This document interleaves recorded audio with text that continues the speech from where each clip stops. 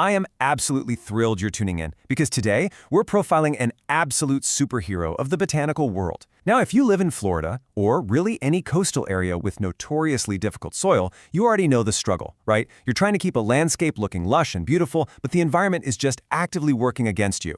Well, today, we are taking a deep dive into the ultimate survivor plant for terrible, sandy, sun-blasted soil. We're talking about the beach creeper. Let's jump right in and see exactly how this resilient coastal architect can completely flip the script on your absolute worst planting sites. Right off the bat, check out this glowing endorsement from UF/IFAS, the University of Florida's Institute of Food and Agricultural Sciences. They literally call it an outstanding landscape plant for South Florida coastal areas that could be used more often. When the leading agricultural experts in the state are handing out that kind of praise, you know for a fact we're dealing with something incredibly valuable here. This isn't just some plant that manages to scrape by, it's a plant that is fundamentally built for this environment. Okay, let's do a really quick run-through of its vital stats. Botanically, it's known as Ernodea littoralis. It's a native, sprawling, evergreen ground cover. Height-wise, it stays pretty low, usually about 1 to 3 feet tall, but it spreads out aggressively, reaching anywhere from 2 to over 6 feet wide.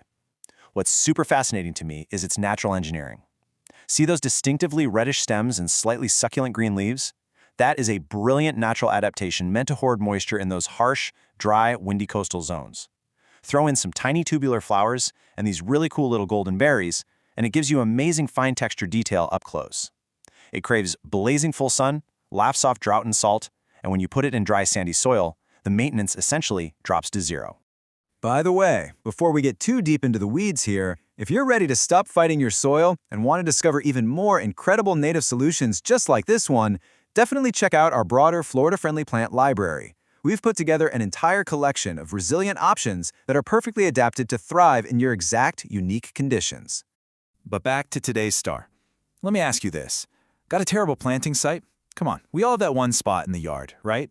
That cursed patch where you've watched conventional ornamental plants just fry, wither, and eventually give up the ghost, no matter how much soil amendment or water you throw at them. It's beyond frustrating.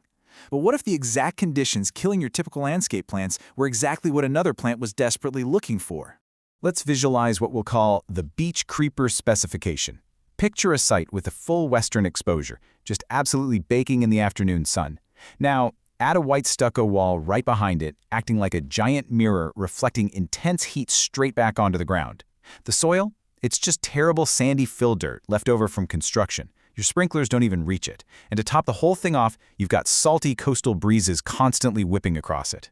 Plus, let's be real, you're a homeowner who wants zero maintenance. For almost any standard ornamental plant, this list is basically a villain's lair. It is a guaranteed death sentence. But for the beach creeper, this is absolute paradise.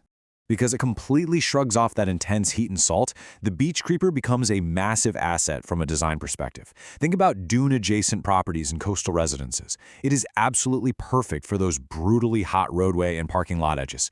It's a rock star on dry slopes, berms, or any place you need a broad ground cover mass. Got a pool area where splashing salt water or chlorine makes it impossible to grow anything? Its salt tolerance makes it a total game changer there.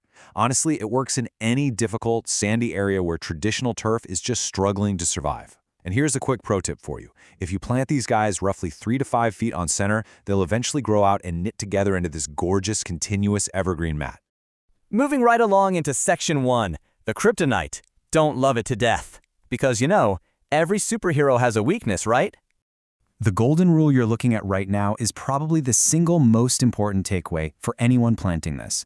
Too much water can actually be worse than too little water. UF/IFAS explicitly warns that this plant is entirely intolerant of overwatering and will literally die back if you over-irrigate it. What happens all the time is classic Florida native plant behavior. A homeowner sees a plant looking just a little bit stressed, they automatically assume it's thirsty, and boom, they crank up the irrigation. But for the beach creeper, inadvertently drowning that root zone just makes everything so much worse.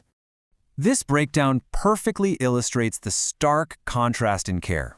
Look at thirsty tropical ornamentals compared to a mature beach creeper. Tropicals love frequent, consistent watering and can survive moderate drainage. But your mature beach creeper, it demands excellent drainage and relatively dry conditions. You establish it normally right after you put it in the ground, sure, but then you have to progressively back off the irrigation until it's getting minimal, if any, extra water. The bottom line here? Under absolutely no circumstances should you bury this native inside a heavily irrigated ornamental bed right next to your thirsty tropicals. It will rot. Give it sun, give it exceptional drainage, and give it room to spread.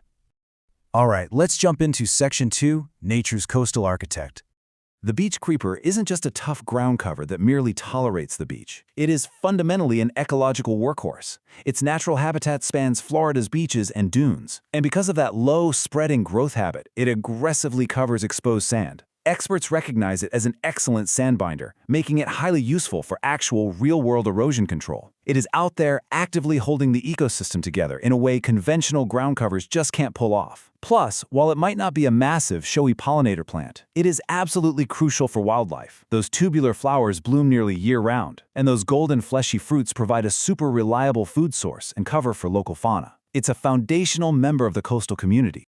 Now, when we talk about native coastal ground covers, the beach creeper inevitably gets compared to another big favorite, the beach sunflower. But they serve very different design purposes, and honestly, they make a fantastic team. The beach sunflower is fast, it's bright, and it spreads up to 6 feet, giving you this super obvious, popping yellow floral display. The beach creeper is much more restrained, architectural, and shrub-like, providing evergreen structure and fine texture. So don't look at them as competitors. Selectively combine them. Let the sunflower bring those bright pops of color, while the beach creeper acts as the solid, stabilizing anchor underneath the whole shebang. The story of the beach creeper is really a message of liberation for us. It proves we don't have to keep dumping money into heavy irrigation and constantly replacing failed plants in sandy soil. So, I want to leave you with this. What part of your yard are you finally going to stop fighting and start planting with natives? It is definitely time to stop forcing plants to live where they just don't want to be.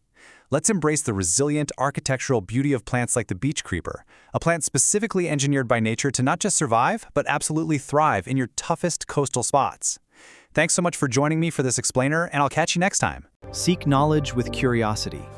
Explore the varied path at viavaria.co.